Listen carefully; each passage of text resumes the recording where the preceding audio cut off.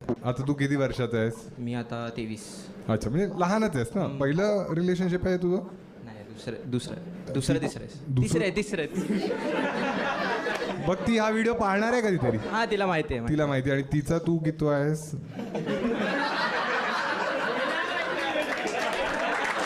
एक मिनिट, याच्यात काही चुकीचं नाही आहे, मुलींचं पण असू शकतं ना. हां, तू किती आहेस पाहिजे तुला? दुसरा आहेस तू. ठीक आहे.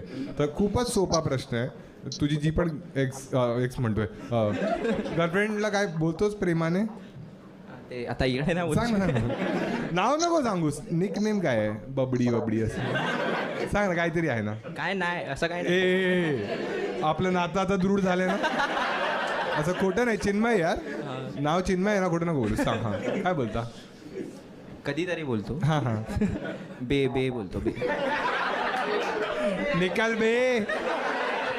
ठीक आहे. तर एकदम ऑनेस्टली आन्सर कर हा प्रश्न. ठीक आहे.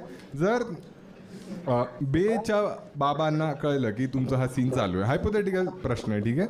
आणि बेच्या बाबांनी तुला घरी बोलवलं आणि म्हणाले, चिन्मय माझ्या मुलीच्या आयुष्यातनं निघून जायचं आणि हा चेक आहे 1 करोड रुपयाचा.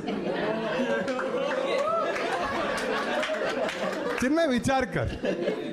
बे येत राहतात, बे3 सगळे. तर तू काय म्हणशील बेच्या बाबांना? नाही बोलणार. काय म्हणशील? नाही, मला कॅश पाहिजे, चेक नाही. 1.5 करोड मिळतील का नाही म्हणशील तू? नाही.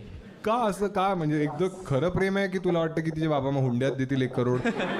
का नाही म्हणशील? गिफ्ट भेटू शकतं ना. हां, गिफ्ट. पण हे तू जेन्युइनली म्हणतोस. ठीक आहे, हा पार्ट इथपर्यंतच टाकू आपण. पण तू जेन्युइनली तुला वाटतं की तू नाही म्हणशील? हो. 5 करोड. 23 वर्षाचा आहेस तू. पूर्ण आयुष्य पडलंय तुझं. मित्र म्हणते एक